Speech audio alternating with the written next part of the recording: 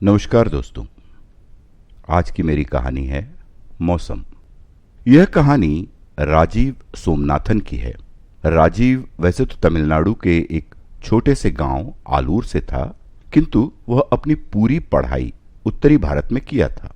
दिल्ली के जेएनयू से सांख्यिकी में डॉक्टरी करके तकरीबन 30-32 साल पहले भारतीय सांख्यिकी संस्था यानी कि इंडियन स्टैटिस्टिकल इंस्टीट्यूट में एसोसिएट प्रोफेसर की नौकरी पर लग गया था।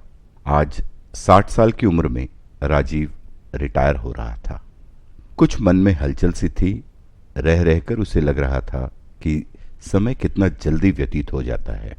कल ही की तो बात थी जब उसे इंडियन स्टैटिस्टिकल इंस्टीट्यूट से अपॉइंटमेंट ऑर्डर मिला था। उस दिन वह बहुत खुश था।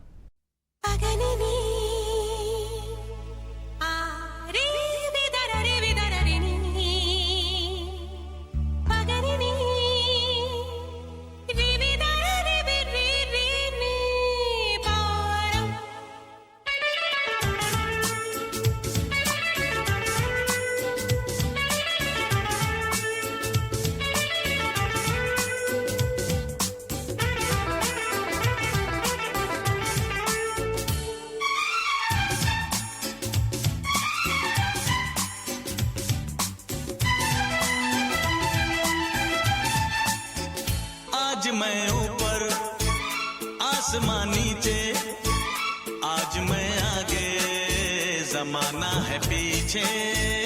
आज मैं ऊपर आसमान नीचे, आज मैं आगे जमाना है पीछे।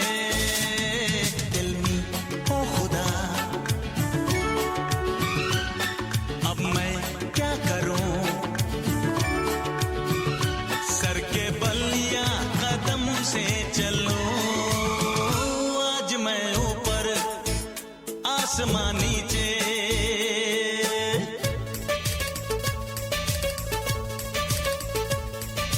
हे ला ला ला ला ला ला ला ला ला ला।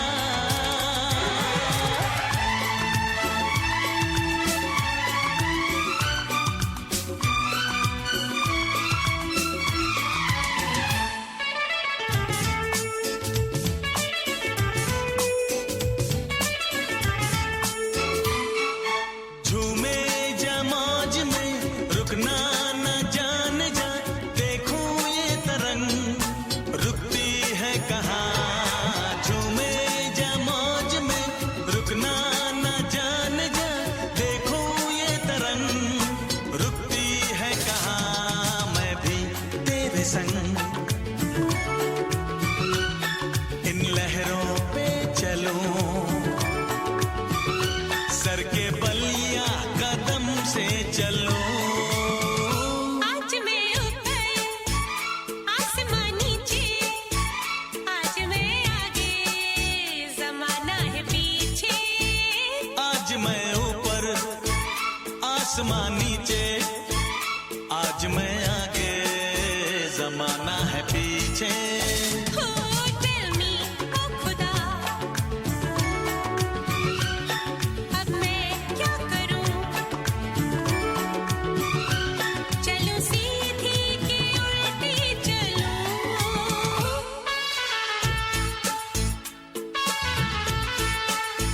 ला ला ला ला ला ला ला ला ला ला ला ला।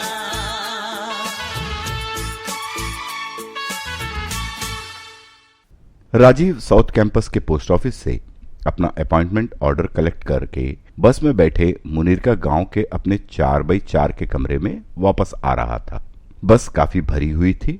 राजीव कैसे भी धक्का धुक्का लगाकर बीच की जगह पर पहुंच गया। अपने आप को कैसे भी एक पांव पर बैलेंस कर ही रहा था कि बाजू से तमिल में कुछ शब्द सुनाई दी। इतने दिनों बाद तमिल शब्द कान में पड़े तो चेहरा खिल उठा। आवाज तो किसी लड़की की थी, पर भीड़ में चेहरा नजर नहीं आ रहा था।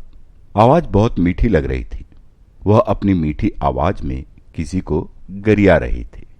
किसी तरह राजीव अपने आप को भीड़ के अंदर से धकेल कर उस लड़की के करीब पहुंच गया। वह बहुत सुंदर थी।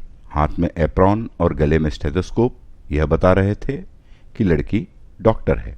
राजीव उसकी गालियां सुनकर मंद मंद मुस्कुरा रहा था। लड़की ने उसे देखा और शक के साथ सवाल किया, निंगे तमिला, यानी कि आप तमिलनाडु से हो? राजीव ने मुस्कुराते हुए कहा, आमा, यानी कि हाँ। फिर आपस में दोनों ने तमिल में कुछ बातें की। राजीव के शुरुआती तहकीकात में पता चला कि यह लड़की एम्स में एमडी कर रही है और उसका नाम रुक्मिणी है। वो भी मुनीर का गांव में ही अपनी बूढ़ी मां के साथ रहती थी। बात चल ही रही थी कि अचानक एक लेडी सीट खाली हुई तो रुक्मिणी लपक कर उस सीट पर बैठ गई और राजीव का हाथ पकड़कर सीट पर बिठा लिया। बोली, दिल्ली में सब चलता है। थोड़ी ही देर में दोनों में घनिष्ठता बढ़ गई। रुक्मिणी राजीव से मिलकर खुश थी कि उसे तमिल में बात करने वाला कोई तो मिला और राजीव भी मन ही मन उसे चाहने लगा था। राजीव ने भी अपने नौकरी के बारे में रुक्मिणी को बता दिया। रुक्मिणी ने उसे छेड़ते हुए बोला, ओहो, अब प्रोफेसर साहब हो गए हो। राजीव शर्मीली मुस्कुराहट के साथ हामी भरी। रुक्मिणी ने बेझिझक होकर बोला, अब पार्टी कब दोगे? राजीव को जैसे रुक्मिणी के साथ और वक्त बिताने की उसकी मुराद पूरी होती दिखाई दी। उसने तपाक से बोल दिया, अभी चलो, मुनीरका में एक अच्छा उड़पी रेस्तरां है। रुक्मिणी ने मुस्कुराकर मना कर दिया। कहने लगी, फिर कभी, घर पर मां इंतजार कर रही होगी। राजीव थोड़ा सा मायूस हुआ। थोड़ी देर दोनों खामोश रहे। इसी बीच रुक्मिणी ने बोला, why don't you come to my place? I will serve you good Tamil food. I really cook good food. हाँ, कुट्टू, सांबार, शादम। राजीव पर तो आज किस्मत शायद बहुत मेहरबान थी। नौकरी मिल गई, सुंदर सी तमिल लड़की मिल गई और ऊपर से घर का बना तमिल खाना। राजीव ने बेझिझक होकर हामी भर दिया। रुक्मिणी ने फिर मजाकिया अंदाज में कहा, बड़े बेशर्म आदमी हो, मना भी नहीं किया। तो राजीव ने भी तपाक से बोल दिया, हमें तमिल खाना मिल जाए तो हम कहीं भी जा सकते हैं। दोनों हंस पड़े। इस बीच मुनीर का स्टॉप आ गया और दोनों बस से उतरे और रुक्मिणी के घर की तरफ चल पड़े। राजीव रुक्मिणी के घर में खाना खाकर अपने रूम लौट आया। वह रुक्मिणी के बारे में सोचता रहा।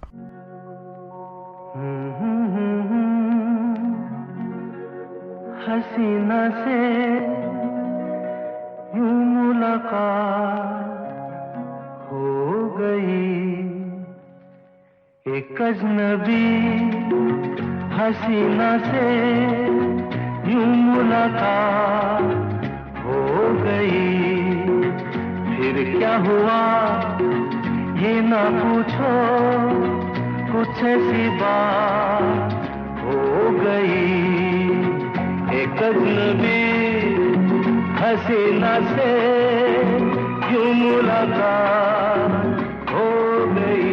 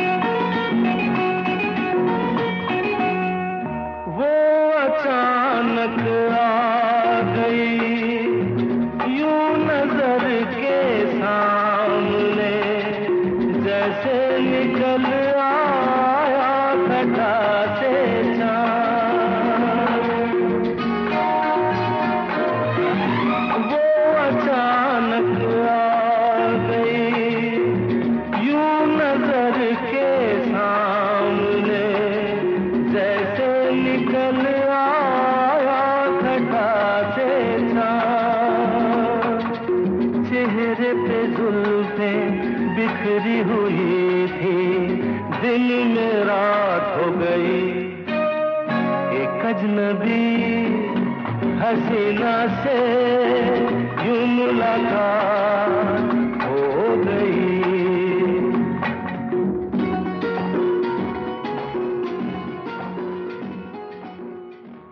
राजीव ने मन ही मन ठान लिया था कि वह रुक्मिणी से शादी करेगा। राजीव के माँ पिता 1991 की अप्रैल मास में आई समुद्री तूफान में मारे गए थे। तब राजीव अपनी पीएचडी के आखिरी दौर में था, तो उसे शादी के लिए किसी से पूछने की जरूरत नहीं थी। पर राजीव सही वक्त का इंतजार कर रहा था कि वह रुक्मिणी से अपने दिल की बात कर सके। मुलाकातें बढ़ने लगी। राजीव अक्सर रुक्मिणी के घर आता जाता था। राजीव रुक्मिणी की माँ को अम्मा जी कहकर पुकारता था और वह राजीव को प्यार से मापिले जी कहकर बुलाती थी। तमिल में मापिले का मतलब होता है दामाद। वह अम्मा जी की बेटे की तरह देखभाल करता था।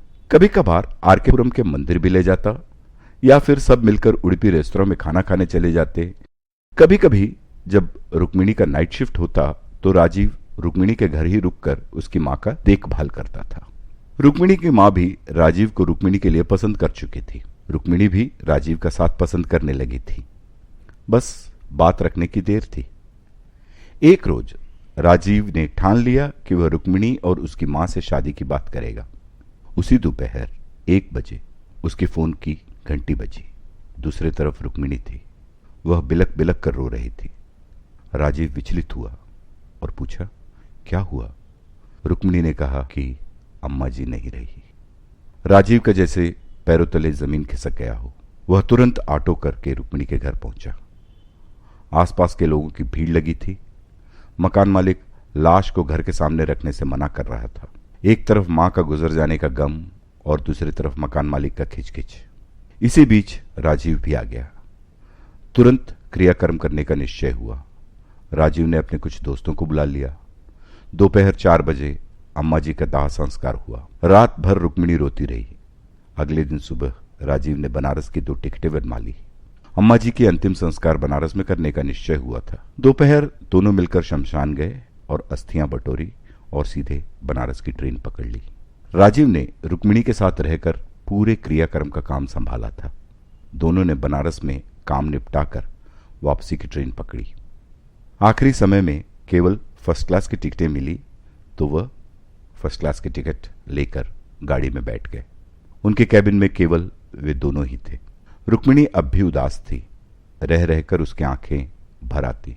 राजीव रुक्मिणी का हाथ थामे उसे सांत्वना दे रहा था। हालांकि राजीव भी काफी उदास था। रह रहकर उसे अम्मा जी की वो बात याद आ रही थी, माँ पिलाई जी, मेरे बाद रुक्मिणी का ख्याल रखना, वो बेचारी अकेली है इस दुनिया में। कुछ वक्त यूं ही गुजरा। रात गहराने लगी।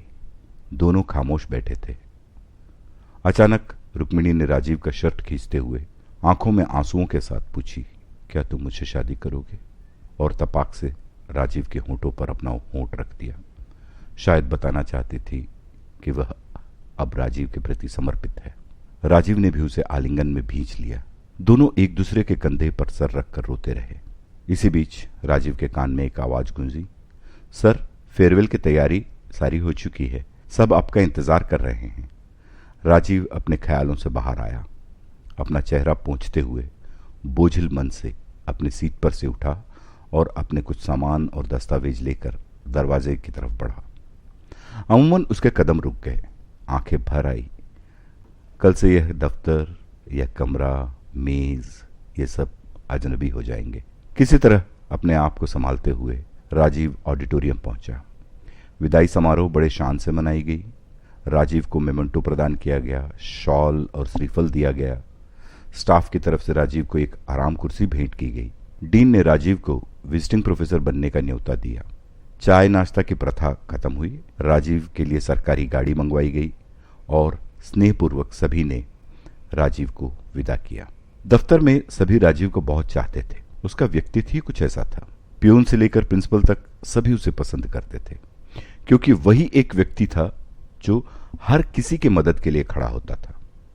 सच्चाई का पक्षपाती था और अगर किसी से गलती हो तो उसे डांटने से बिल्कुल संकोच नहीं करता था, भले वह प्रिंसिपल ही क्यों ना हो। विद्यार्थी भी उसे बहुत प्यार करते थे। उनकी सादगी और ज्ञान से काफी प्रेरित थे और उनके पढ़ाने का अंदाज तो माशाअल्लाह। राजीव विदाई लेकर निकल पड़ा। कार में बैठा तो आंखें छलक आई। कार आगे बढ़ी और राजीव अपने दफ्तर के बिल्डिंग को निहारता रहा। गेट से बाहर निकलने के बाद भी काफी देर तक एक छोटे बच्चे की तरह दफ्तर के बिल्डिंग को मुड़ मुड़ कर देखता रहा।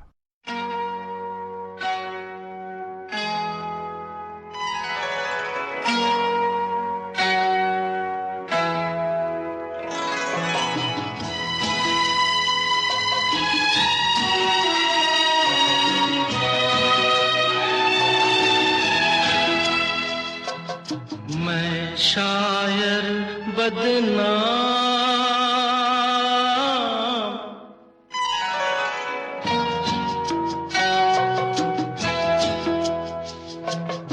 मैं शायर बदनाम हो मैं चला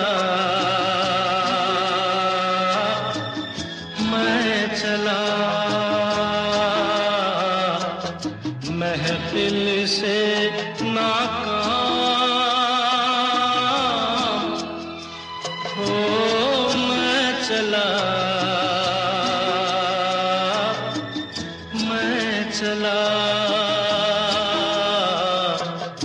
मैं शायर बदनाम।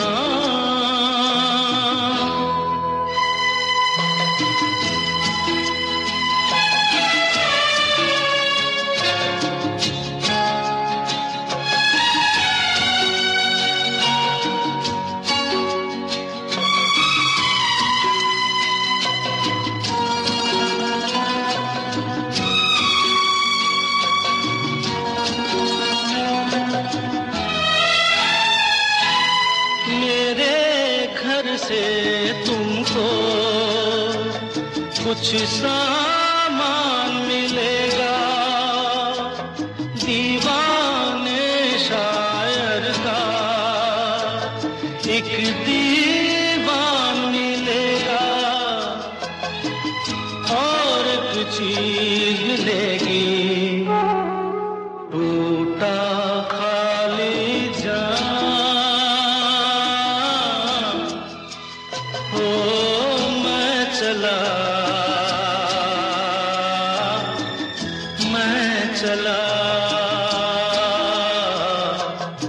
मैं शायर बदनाम।